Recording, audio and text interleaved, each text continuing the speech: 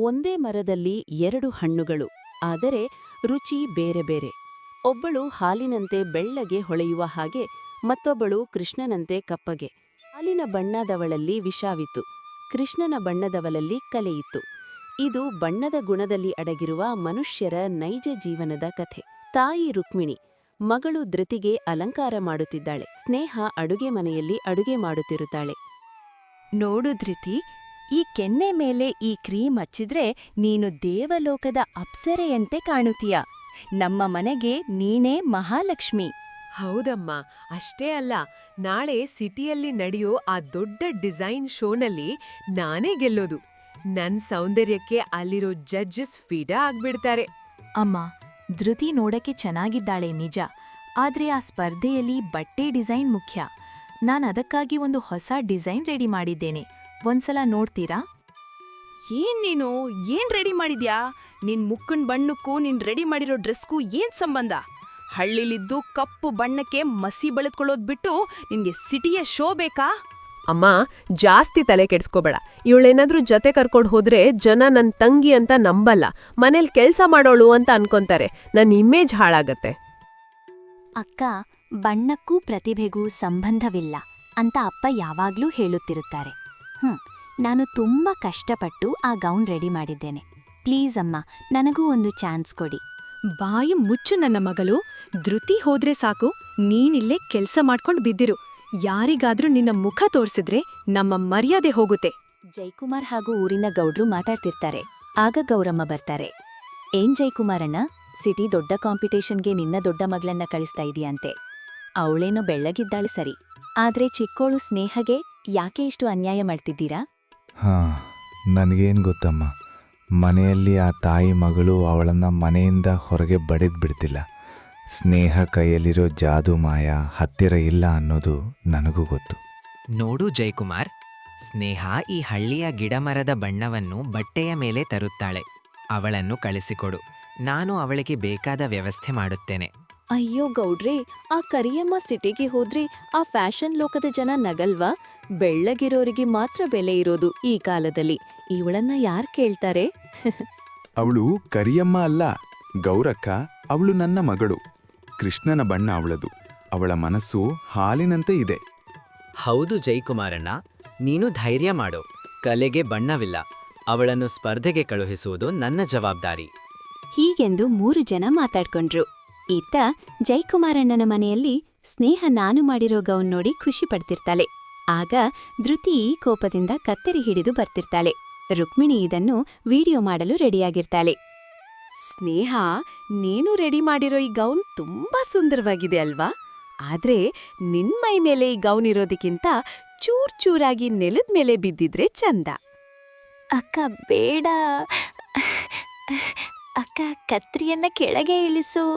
ನಾನು 3 ತಿಂಗಳು ಕಷ್ಟಪಟ್ಟು ರಾತ್ರಿ ಹಗಲು ಪೂರ್ತಿ ಕುಳಿತು ಇನ್ನ ಹೊಲ್ದಿದ್ದೇನೆ. ಪ್ಲೀಸ್ ಅಕ್ಕ. ಸುಮ್ನಿರು ಸ್ನೇಹ, ಧೃತಿ ಮಾಡ್ತಾ ಇರೋದು ಸರಿಯಾಗಿದೆ. ನೀನ್ ಈ ಡ್ರೆಸ್ ಹಾಕೊಂಡು ಹಲ್ಲಿಗೆ ಬಂದ್ರೆ ಧೃತಿ ಗೆಲ್ಲಕ್ಕೆ ಆಗೋಲ್ಲ. ನಮಗ್ ಬೇಕಾಗಿರೋದು ಧೃತಿಯ ಗೆಲುವು ಮಾತ್ರ. ನೋಡು, ನಿನ್ ಕನಸುಗಳ ಹೇಗೆ ಕತ್ತರಿಸ್ತಾ ಇದ್ದೀನಿ. ಈ ಹರಿತ ಬಟ್ಟೆಗಳನ್ನು ಹಾಕಿಕೊಂಡು ಹೋಗು ಸಿಟಿಗೆ. ಒಳ್ಳೆಯ ಭಿಕ್ಷುಕರ ಕಾಣಿಸ್ತೀಯ. ಅಮ್ಮ, ನೀವ್ಯಾಕೆ ಸುಮ್ನೆ ವಿಡಿಯೋ ಮಾಡ್ತಾ ಇದ್ದೀರಾ? ನಾನು ನಿಮ್ಮ ಮಗಳೇ ಅಲ್ವಾ? ಕೇವಲ ಬಣ್ಣಕ್ಕಾಗಿ ನನ್ನನ್ನಿಷ್ಟು ದ್ವೇಷ ಮಾಡ್ತೀರಾ? ಬ್ಯೂಟಿ ಇರೋ ಕಡೆ ಪ್ರೀತಿ ಇರುತ್ತೆ ಸ್ನೇಹ. ಧೃತಿ ಗೆದ್ರೆ ನಮ್ಮನೆಗೆ ಹೆಸರು ಬರುತ್ತೆ. ನೀನು ಸೋತ್ರೂ ಪರವಾಗಿಲ್ಲ, ಇಲ್ಲಿಂದ ತೊಲಗು. ಸರಿಯಮ್ಮ, ಸರಿಯಕ್ಕ, ನೀವು ಬಟ್ಟೆಯನ್ನು ಕತ್ತರಿಸುತ್ತಿದ್ದೀರಾ ಅಷ್ಟೇ, ನನ್ನ ಆತ್ಮವಿಶ್ವಾಸವನ್ನಲ್ಲ. ಈ ಹರಿದ ಬಟ್ಟೆಗಳ ಚೂರುಗಳೇ ನನಗೆ ದಾರಿಯಾಗುತ್ತದೆ ನೋಡಿ. ಧೃತಿ ಬಟ್ಟೆ ಕತ್ತರಿಸಿದ ಮೇಲೆ ಸ್ನೇಹ ಬೇಜಾರಿನಿಂದ ಕುಸಿದು ಬಿದ್ದಳು. ಜೈಕುಮಾರ್ ಮನೆಗೆ ಬಂದರು. ಅಳಬೇಡ ಕಂದ, ಕತ್ತರಿ ಬಟ್ಟೆಯನ್ನು ಕತ್ತರಿಸಬಹುದು, ಆದರೆ ನಿನ್ನಲ್ಲಿರುವ ಕಲೆಯನ್ನು ಕತ್ತರಿಸಿಕ್ಕೆ ಅದಕ್ಕೆ ಸಾಧ್ಯವಿಲ್ಲ. ಏನಾದರೂ ಹೊಸದನ್ನು ಮಾಡಿ ಸೋಲನ್ನೇ ಗೆಲುವಿಗೆ ಮೆಟ್ಟಿಲು ಮಾಡಿಕೋ. ಅಪ್ಪ, ಈ ಆರಿದ ಬಟ್ಟೆಗಳೇ ನನಗೆ ಆಯುಧಗಳು. ಈ ದ್ರೋಹಕ್ಕೆ ನಾನು ಕಲೆಯ ಮೂಲಕ ಉತ್ತರ ಕೊಡು.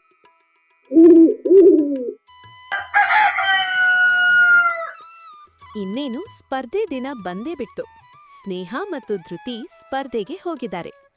ಪಟ್ಟಣದ ಒಂದು ದೊಡ್ಡ ಹೋಟೆಲ್ನಲ್ಲಿ ಎಲ್ಲರೂ ಡಿಸೈನ್ ಬಟ್ಟೆ ಹಾಚಿರ್ತಾರೆ. ಧೃತಿ ಅಲ್ಲಿ ಎಲ್ಲರ ಗಮನ ಸೆಳೆಯುತ್ತಿರ್ತಾಳೆ. ಆದ್ರೆ ಸ್ನೇಹ ತನ್ನ ಅರಿದ ಬಟ್ಟೆಯ ಬ್ಯಾಗ್ ಹಿಡಿದು ಮೂಲೆಯಲ್ಲಿ ನಿಂತಿರ್ತಾಳೆ. ಆಗ ಸೆಕ್ಯೂರಿಟಿ ಅವನು ಬಂದು ಕೇಳ್ತಾನೆ, ಯಾರಮ್ಮ ನೀನು? ಇಲ್ಲಿ ಫ್ಯಾಷನ್ ಶೋ ನಡೀತಾ ಇದೆ, ಭಿಕ್ಷೆ ಹಾಕುವ ಜಾಗ ಅಲ್ಲ. ನೋಡಿದ್ಯಾ ಸ್ನೇಹ, ನಿನ್ನ ಜಾಗ ಇಲ್ಲಿ ಅಲ್ಲ, ಹಳ್ಳಿಯ ಅಟ್ಟಿಯಲ್ಲಿ. ಇಲ್ಲಿ ಬಣ್ಣಕ್ಕೆ ಬೆಲೆ, ನಿನ್ನಂಥ ಕಪ್ಪು ಬಣ್ಣದವರಿಗಲ್ಲ. ಇವತ್ತು ನನ್ನ ಬಣ್ಣ ನೋಡಿ ನಗ್ತಿರುವವರು ನಾಳೆ ಎದ್ದು ನಿಂಪು ಚಪ್ಪಾಳೆ ತಟ್ತಾರೆ. ಕಾದ್ ನೋಡಿ ಅಕ್ಕ. ಸ್ಪರ್ಧೆ ಶುರುವಾಯಿತು. ವಿಜಯಕಾಂತ್ ಜಡ್ಜ್ ಆಗಿ ಕುಳಿತಿರುತ್ತಾರೆ. ಆಗ ವಿಜಯಕಾಂತ್ ಧೃತಿಯ ಡ್ರೆಸ್ ಡಿಸೈನ್ ಬಗ್ಗೆ ಹೇಳ್ತಾರೆ. ಧೃತಿ, ನಿಮ್ಮ ಡ್ರೆಸ್ ನೋಡಲು ಡಿಸೈನರ್ ಡ್ರೆಸ್ ಅಂತೆ ಇದೆ, ಆದರೆ ಇದರಲ್ಲಿ ಹೊಸತನ ಏನೂ ಇಲ್ಲ. ಇದು ಮಾರುಕಟ್ಟೆಯಲ್ಲಿ ಸಿಗುವ ಸಾಮಾನ್ಯ ಡ್ರೆಸ್. ನೋ ಸರ್, ನಾನ್ ತುಂಬಾ ಎಫೆಕ್ಟ್ ಹಾಕಿದ್ದೀನಿ. ನನ್ನ ಸೌಂದರ್ಯಕ್ಕೆ ಬಟ್ಟೆ ಎಷ್ಟು ಚೆನ್ನಾಗಿ ಕಾಣ್ತಿದೆ. ನಮಗೆ ಸೌಂದರ್ಯಕ್ಕಿಂತ ಸೃಜನಶೀಲತೆ ಮುಖ್ಯ.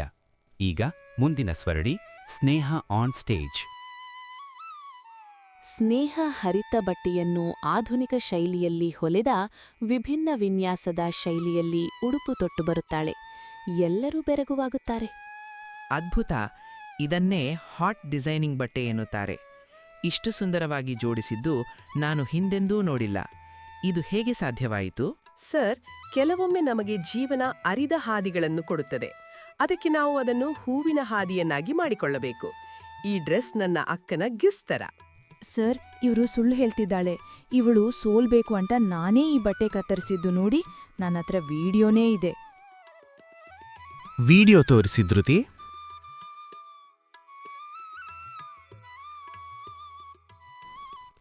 ಈ ವಿಡಿಯೋದಲ್ಲಿ ನೀನು ಸ್ನೇಹ ಬಟ್ಟೆ ಕತ್ತರಿಸಿ ಅವಳಿಗೆ ದ್ರೋಹ ಮಾಡಿದ್ಯಾ.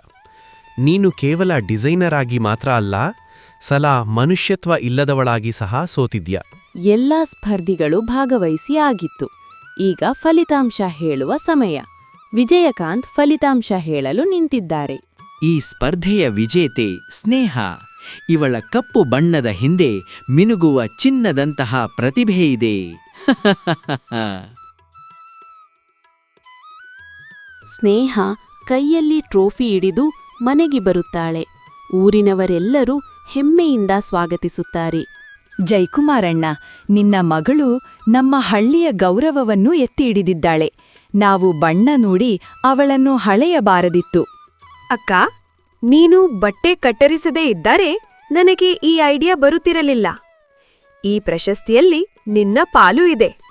ಆದರೆ ನೆನಪಿಡು, ಮುಖದ ಮೇಲೆ ಹಚ್ಚೋ ಕ್ರೀಮು ಬಣ್ಣ ಕೊಡಬಹುದು, ಆದರೆ ಗುಣ ಕೊಡಲ್ಲ. ಎಲ್ಲರೂ ಸ್ನೇಹಳ ಬಳಿ ಕ್ಷಮೆ ಕೇಳಿದರು. ಬಣ್ಣ ಅನ್ನೋದು ದೇವರಿಟ್ಟ ಕಲೆ. ಅದರಲ್ಲಿ ಮೇಲು ಕೀಳು ಇಲ್ಲ. ನಾವು ಮಾಡುವ ಕೆಲಸದಲ್ಲಿ ಬಣ್ಣವಿದ್ರೆ ಇಡೀ ಜಗತ್ತೇ ಸುಂದರವಾಗಿರುತ್ತೆ. ಈ ವಿಡಿಯೋ ನಿಮಗೆ ಇಷ್ಟ ಆಗಿದ್ರೆ ದಯವಿಟ್ಟು ನನ್ನ ಚಾನಲನ್ನು ಸಬ್ಸ್ಕ್ರೈಬ್ ಆಗಿ, ಲೈಕ್ ಮಾಡಿ, ಕಮೆಂಟ್ ಮಾಡಿ. ಹಾಗೆ ಪ್ಲೀಸ್ ಹೈ ಪಾಯಿಂಟ್ ಕೊಡಿ. ನನ್ನ ವಿಡಿಯೋಲಿ ನಿಮ್ಮ ಹೆಸರು ಹಾಗೂ ನಿಮ್ಮ ಊರಿನ ಹೆಸರು ಬಳಸಬೇಕಿದ್ರೆ ನನಗೆ ಕಮೆಂಟ್ ಮೂಲಕ ತಿಳಿಸಿ. Thank you.